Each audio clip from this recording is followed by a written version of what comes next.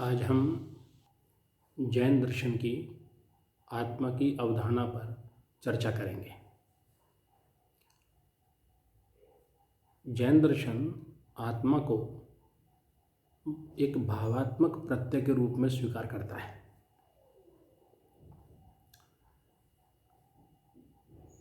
जैन दर्शन परिणामी नित्यवाद में विश्वास करता है और आत्मा के संबंध में भी उसका यह परिणामी नित्यत्ववाद घटित होता है।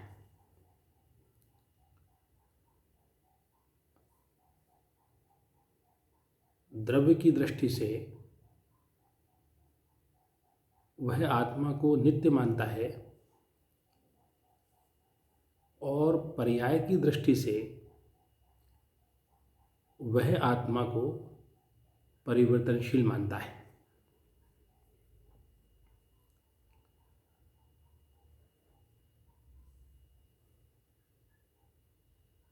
जैन दर्शन के अनुसार आत्मा असीम और अपरिमित है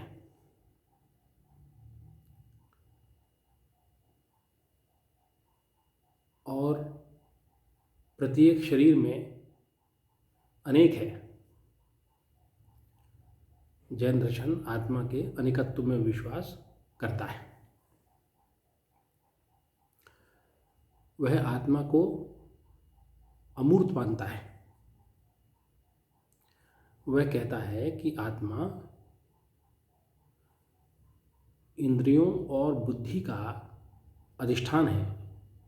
इंद्रियों और बुद्धि में जो शक्ति है वह आत्मा से ही प्राप्त होती है। और वह यह भी मानता है कि आत्मा का ग्रहण इंद्रियों और बुद्धि से होता है। इस अर्थ में जैन दर्शन के लिए आत्मा ज्ञेय है, किंतु आत्मा ज्ञाता स्वरूप भी है क्योंकि वह ज्ञान रूप है। तो ज्ञान रूप होने के कारण आत्मा ज्ञाता है। तो जैन दर्शन आत्मा को ज्ञेय और ज्ञाता दोनों मानता है।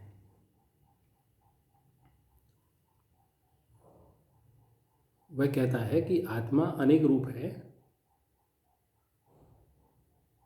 और जैसा कि हमने पहले वीडियो में भी बताया था कि जीव के संबंध में दो प्रकार के जीव हैं, बद्ध और मुक्त। बद्ध जीव वो हैं जो बंधन में हैं और जैन दर्शन के अनुसार यही आत्माएं जो बंधन में हैं ये संसार में रहती हैं। और जो मुक्त आत्माएं हैं उनको जैन दर्शन मानता है कि वो लोकांत में रहती हैं, लोक से परे। तो लोक से परे एक स्थान विशेष है जहाँ मुक्त आत्माएं एक साथ निवास करती हैं। जैन दर्शन में इस स्थान को सिद्धशिला कहा गया है।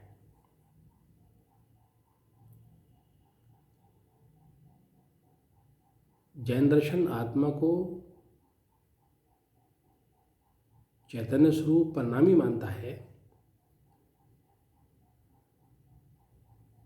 और एक तरफ वह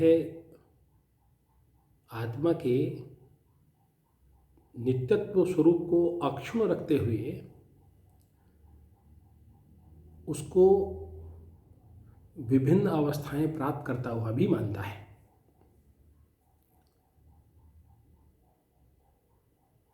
वह कहता है कि अपने मूल स्वरूप में, अपने चैतन्य स्वरूप में वह नित्य है, किंतु विभिन्न अवस्थाओं को भी प्राप्त करता है। वह ज्ञाता करता भोगता भी है। अपनी सत असत प्रवृत्तियों के कारण शुभ अशुभ कर्म करने वाला भी है और इस अर्थ में कर्म फलों का भोक्ता भी है।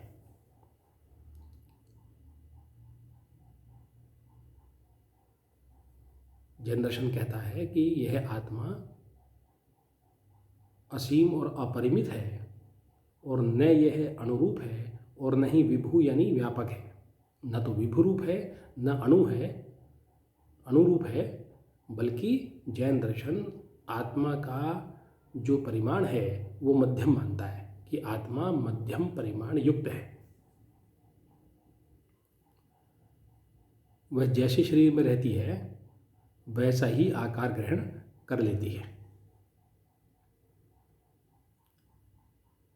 जैसे हम दीपक को जैसे स्थान में रखते हैं वो उतना ही स्थान, उसका प्रकाश उतना ही स्थान घेर लेता है।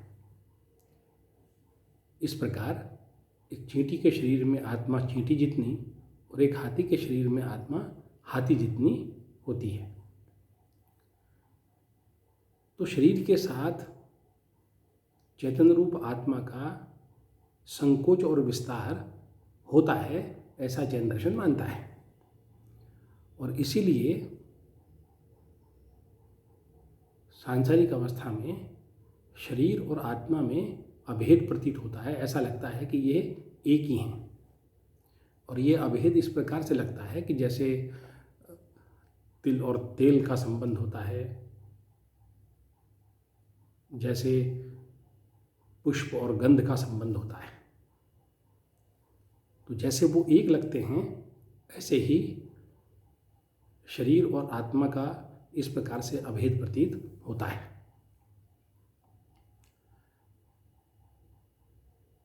जैन दर्शन इसको इस तरह से मानता है।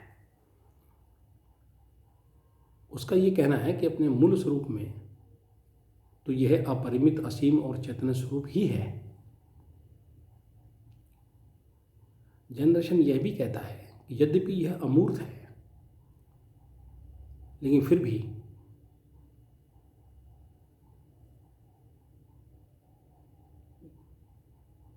अपने गुणों के कारण यह इंद्रियों और बुद्धि से ग्रहण भी होता है।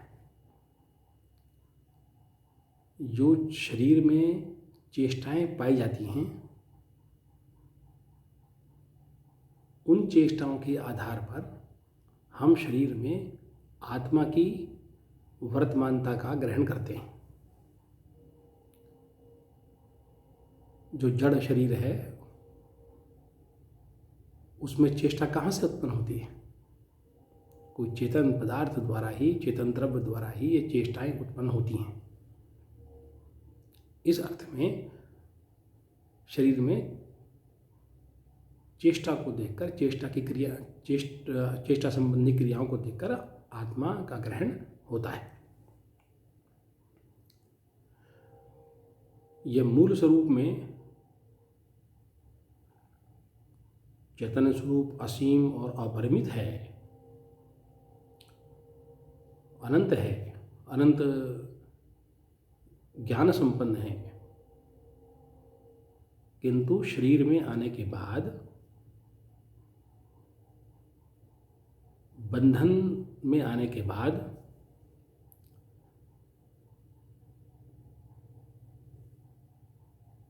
जीव में कुछ बाधाएं उत्पन्न हो जाती हैं।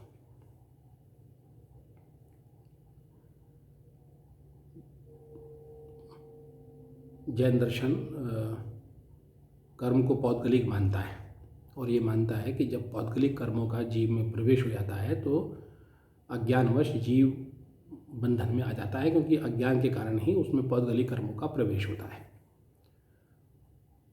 और जब तक इन क्लेश कर्मों से उसे मुक्ति नहीं मिलती, छुटकारा नहीं मिलता, तब तक वह अपने मूल स्वरूप को प्राप्त नहीं कर सकता।